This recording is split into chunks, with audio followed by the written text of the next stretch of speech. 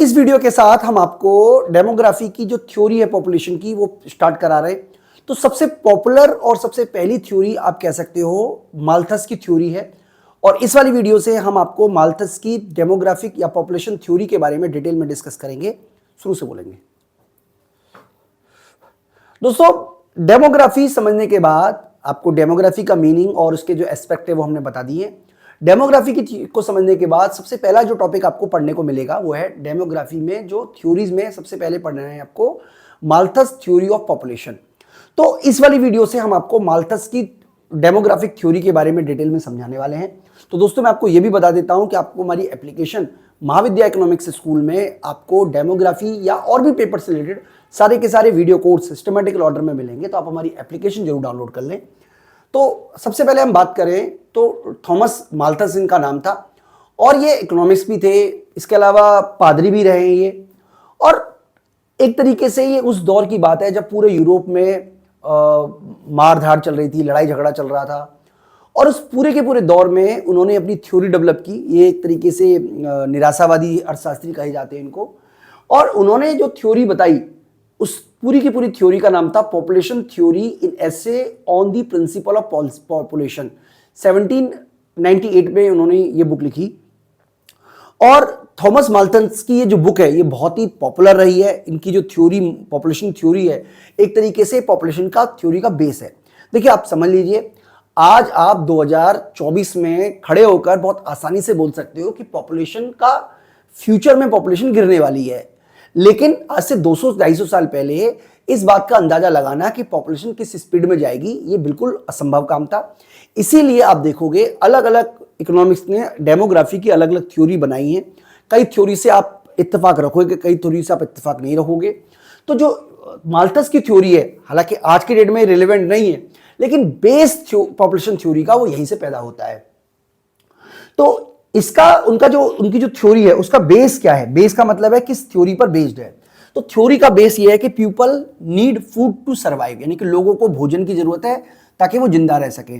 तो माल्थस का ये मानना था कि हर व्यक्ति को भोजन की जरूरत है। और भोजन किसी की जरूरत नहीं है, बल्कि बेस, जरूरत कह लो या नीड कह लो, मतलब बिना भोजन के आप सर्वाइव कर ही नहीं सकते। तो भोजन तो खाना ही पड़ेगा, मतलब अगर दुनिया में अगर आए हो तो जीना ही पड़ेगा और जीने के लिए खाना पड़ेगा। इतनी सी बात आपको क्लियर हो जानी चाहिए। दूसरा है कि people has natural desire to reproduce. देखिए, हर सोसाइटी चाहती है कि वो बढ़े, मतलब आप जिस भी सोसाइटी में जाओ, अब आज से 200-250 साल पहले डेफिनेटली लोग ज्यादा बच्चे पैदा करना पसंद करते होंगे, क्योंकि उस जमाने का सोसाइटी में युद्ध लड़ाई कितने हुआ करते होंगे। तो डेफिनेटली उनकी जो थ्योरी है, अगर आप उस स्लाइड पे जाके सोचो तो लोग ज्यादा से ज्यादा बच्चे पैदा कर रहे हैं ताकि लोग सर्वाइव कर सके। भाई, कुछ लोग तो मरेंगे युद्ध में, लड़ाई में, भुखमरी में, कुछ लोग मर जाएंगे और आपका नाम तो रहेगा, आप तो इस दुनिया में रहोगे। इसके लिए जरूरी है कि लोग सर्वाइव करें। और सर्वाइव के लिए क्या जरूरी है कि भैया जनसंख्या हो, तो ये भी जरूरी था। तो माल्थस की जो थ्योरी है वो दो चीजों पर बेस्ड है। पहला तो फूड चाहिए ही चाहिए, दूसरा है कि लोग बच्चे पैदा करेंगे ही, और ये नेचुरल डिजायर है। इसमें किसी को कुछ सिखाना नहीं है, पढ़ाना नहीं है। लोग बच्चा पैदा करने के बारे में अपने आप सीख जाते हैं, उनको किसी भी तरीके का लेसन पढ़ाने की जरूरत नहीं है। तो उनकी जो थ्योरी है उसमें उन्होंने माना कि देखिए, जो फूड है ये तो बढ़ेगा अर्थमेटिकल तरीके से, यानी इस तरीके से बढ़ेगा। और जो रिप्रोडक्शन की वजह से जो पॉपुलेशन बढ़ेगी वो इस तरीके से बढ़ेगी। किस तरीके से बढ़ेगी? 1 से 2 हुए, 2 के 4, 4 के 8, 8 के 16। पॉपुलेशन इंक्रीज फॉस्टर इन ज्योमेट्रिक प्रोग्रेशन, मतलब एक तरीके से एक्सपोनेंशियल ग्रोथ है। इस तरीके से ग्रोथ आती है, इस तरीके से, यानी कि ये पॉपुलेशन की ग्रोथ है। जैसे 1, 2, 4, 5, 8। भाई, उनका यह मानना था कि जनसंख्या हर 25 साल बाद अपने आप को डबल कर लेती है। जैसे मान लीजिए, मैं आपको समझाने की कोशिश करता हूं। जैसे मान लीजिए 1950 में जनसंख्या है मान लीजिए 10 करोड़, तो 1975 तक आते आते जनसंख्या 20 करोड़ हो जाएगी। और 2000 तक आते आते ये जनसंख्या जो है 40 करोड़ हो जाएगी। और 2025 तक आते आते जनसंख्या जो है 80 करोड़ हो जाएगी।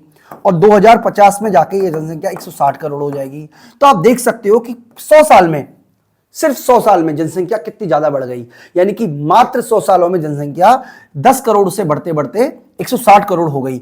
इस तरीके से ग्रोथ होती है, इसको बोलते हैं एक्सपोनेंशियल ग्रोथ, यानी कि इस तरीके से ग्रोथ होती है, इस तरीके से।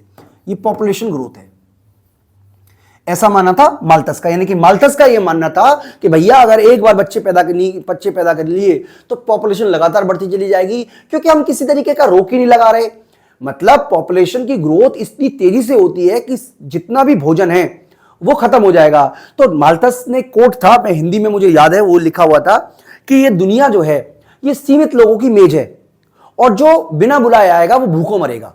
मतलब आप समझ सकते हो कि जो बिना बुलाए आएगा, मतलब जिसकी जरूरत नहीं है, अगर वो आ जाएगा तो उसको भूखे मरना पड़ेगा, ऐसा मानना था माल्थस का।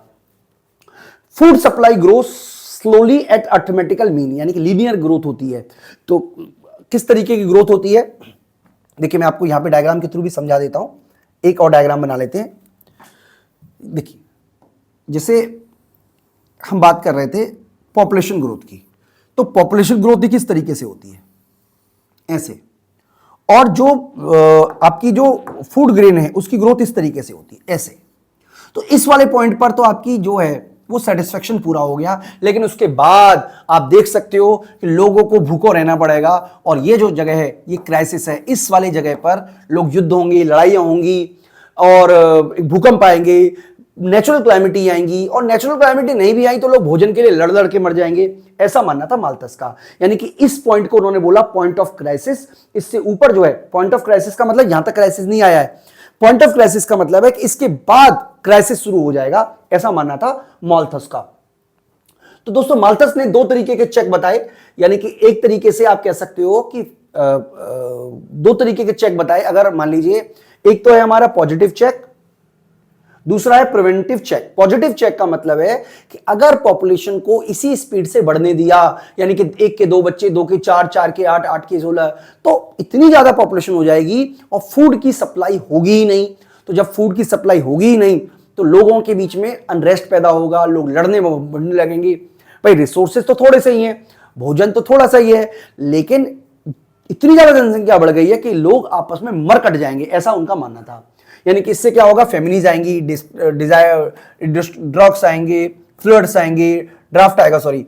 इसके अलावा आप कह सकते हो एक तरीके से वॉर होगी। इसको उन्होंने पॉजिटिव चेक का नाम दिया, और उन्होंने सजेशन भी दिया कि अगर आपको पॉजिटिव नहीं चाहिए तो आपको क्या करना चाहिए, मॉरल ग्राउंड पर आपको इतना सशक्त होना चाहिए। अब देखिए ऐसा हो सकता है कि जिस समय ये थ्योरी आई हो उस समय पॉपुलेशन कंट्रोल करने के किसी भी तरीके के जो जो आप कह सकते हो जो आजकल मेडिकल इक्विपमेंट हो गए वो सब नहीं होंगे।